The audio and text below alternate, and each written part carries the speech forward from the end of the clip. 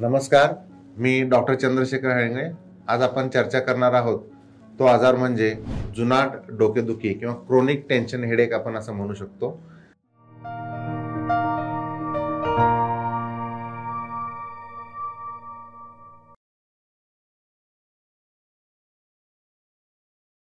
तर डोकेदुखी म्हटलं तर वेगळे कारणे याला असू शकतात। ॲज अ सायकियाट्रिस्ट मी तुम्हाला टेन्शन हेडेक बद्दल सांगू इच्छितो। पेशंटमध्ये काही वेळा डोकं दुखणं ही जी कंप्लेंट असते ती बऱ्याच दिवसापासून बऱ्याच वर्षापासून असते। डोकं कुठं दुखतं तर पेशंट म्हणतो की एकाच ठिकाणी दुखतं किंवा एकाच भागामध्ये किंवा संपूर्ण डोकं दुखतं असं म्हणतो। हे डोकं दुखणं एपिसोडिक आहे का कंटिन्युअस आहे, म्हणजे कधी-कधी दुखतं का कंटिन्युअस दिवसभर दुखतं, हा आपण प्रश्न विचारला पाहिजे। काही पेशंटमध्ये असं सांगतात की मला डोकं दुखल्यानंतर मळमळतं किंवा उलटी होते असं म्हणतात। काही पेशंट म्हणतात की डोकं दुखण्याच्या अगोदर मला मळमळतं किंवा उलटी होते किंवा ऑरा म्हणतो आम्ही, की काही पेशंटला लक्षात येतं की डोळ्यासमोर काहीतरी अंधुक दिसायला लागतं, डोळे जड व्हायला लागतात, डोकं काहीतरी सुंद व्हायला लागतं, तर याला ऑरा म्हणतात। तर काही पेशंटमध्ये डोकं दुखायच्या अगोदर ही लक्षणं दिसतात।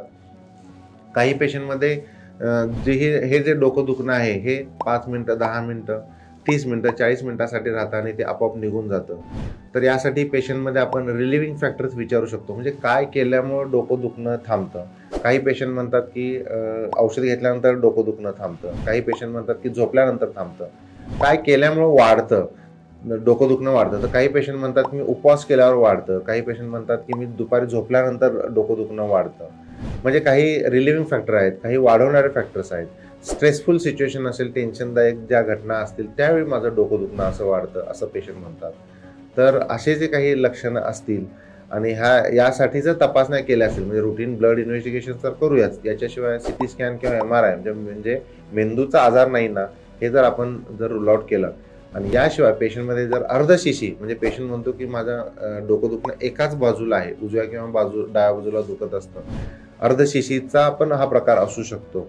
तर याच्यासाठी आपण सर्व शंकेचं जर निरसन केलेलं आहे आणि तरीही डोकं दुखणं थांबलेलं नाहीये, न्यूरोलॉजिस्ट किंवा बऱ्याच मेंदूविकार तज्ञांकडून किंवा सायकियाट्रिस्टकडून पण ट्रीटमेंट दिली आहे, पण तरी फरक पडत नसेल तर शक्यतो ही लक्षणं क्रोनिक टेन्शन हेडेक किंवा मायग्रेनचा प्रकार हा असू शकतो आणि याच्यासाठी ट्रीटमेंट ऑप्शन्स उपलब्ध आहेत।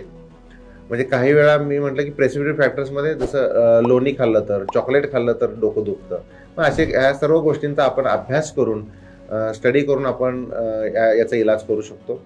औषधोपचार उपलब्ध आहेत, म्हणजे असलेली जी लक्षणं ती घालवू शकतो। होऊ नये म्हणून आपण प्रोफिलॅक्टिक पण डोकंदुखीसाठी औषधोपचार उपलब्ध आहेत, वेगवेगळे टेक्निक्स उपलब्ध आहेत। तर याच्यातून आपण नक्कीच बाहेर पडू शकतो वेळीच इलाज केला तर। पुन्हा आपण भेटूया नवीन आजाराबद्दल माहिती घेण्यासाठी। तोपर्यंत नमस्कार।